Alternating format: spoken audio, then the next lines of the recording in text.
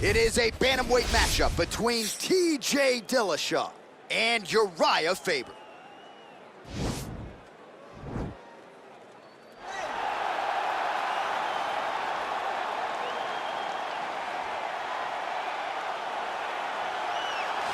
Well, this guy has truly made the takedown a thing of beauty in mixed martial arts with respect to yourself and George St. Pierre and the truly great takedown artists. This guy's closing the gap and entering that company in the eyes of many. Oh, absolutely, because he's done such a great job of timing takedowns. I haven't seen anyone so good at slipping a jab into a takedown since George St. Pierre. Right. He does a phenomenal job of getting from step one to step two before his opponent even realizes, now he's in on my leg. And if they do get their hips back, immediately he's up into a foot sweep, or a headlock, or an inside trip. It's just so many different ways for him to get you to the floor that he will throw every single one at you every single time. And a lot of fighters talk about that wrestling maintenance and how hard it is, right, over the course of a career to continue to drill those things. He talks a lot about that, and that's why he's continued to realize success here in the UFC. All right, so here he is, Tyler Jeffrey Dillashaw, as DC likes to call him, the former two-time UFC bantamweight champion, certainly one of the best 135-pound fighters of all time. Yes, and you recognized it right away. Going into the fight against Renan Barão, people thought TJ Dillashaw had no chance. He went out there and very early on showed Renan Barão that he was in with something different. Unbelievable striker.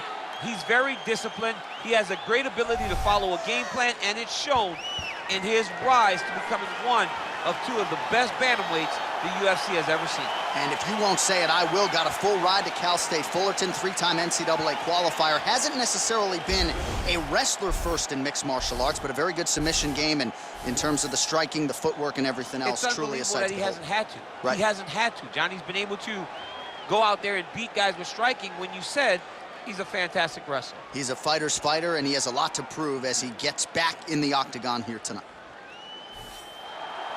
Ladies and gentlemen, this fight is 3 rounds in the UFC bantamweight division. Introducing first, fighting out of the blue corner.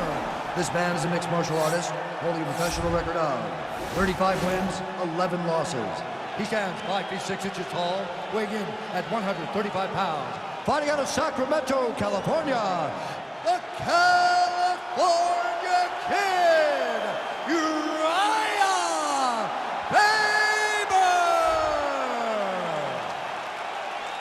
And now introducing his opponent, fighting out of the red corner, a mixed martial artist holding a professional record of 17 wins, 4 losses. He stands 5 feet 6 inches tall, weighing in at 135 pounds. Fighting out of Denver, Colorado, USA, presenting the former UFC bantamweight champion, TJ Dillashaw! And when the action begins, our referee in charge, Herb Dean. Herb Dean, our third man in the octagon for this one. You ready?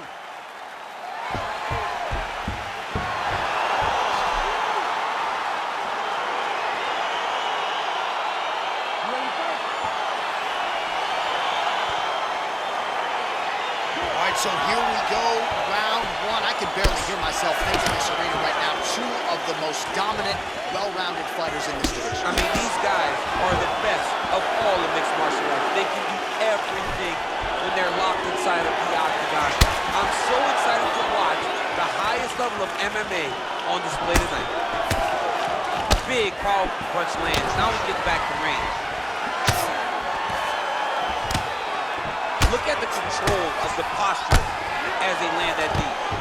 Now he's masterful from here. Oh, he went to a single, switched to a high crunch, takes him for a ride, slams him on his back. What a takedown. How's that feel to be on the wrong end of that? I mean, I knew that was coming. All right, so you got to be careful playing on the ground with this guy. You don't want to mess around for too long.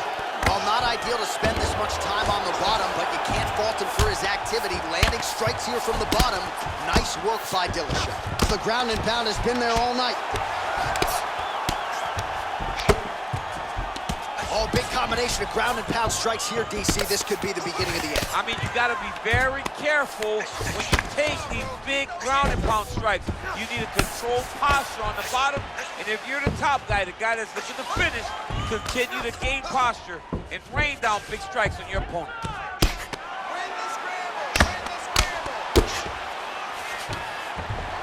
Faber's has got full mount now.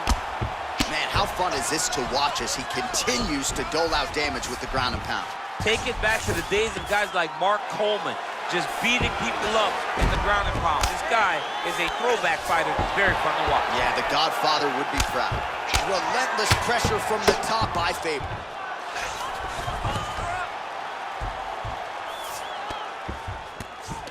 Going for an arm bar now.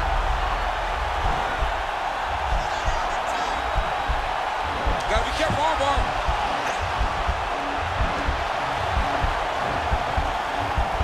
Continuing to try to manipulate the head here. Now he falls back into the finishing position.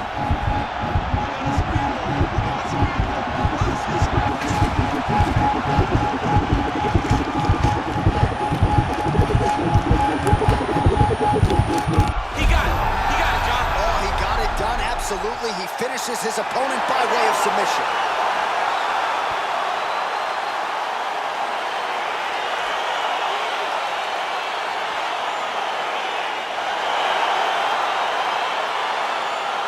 It's a wild round and a wild sequence there on the ground, DC. Talk us through the highlight. He's such a phenomenal grappler. I don't understand how people don't know that this guy wants to submit you. He is the best grappler, best submission specialist we've seen in a long time.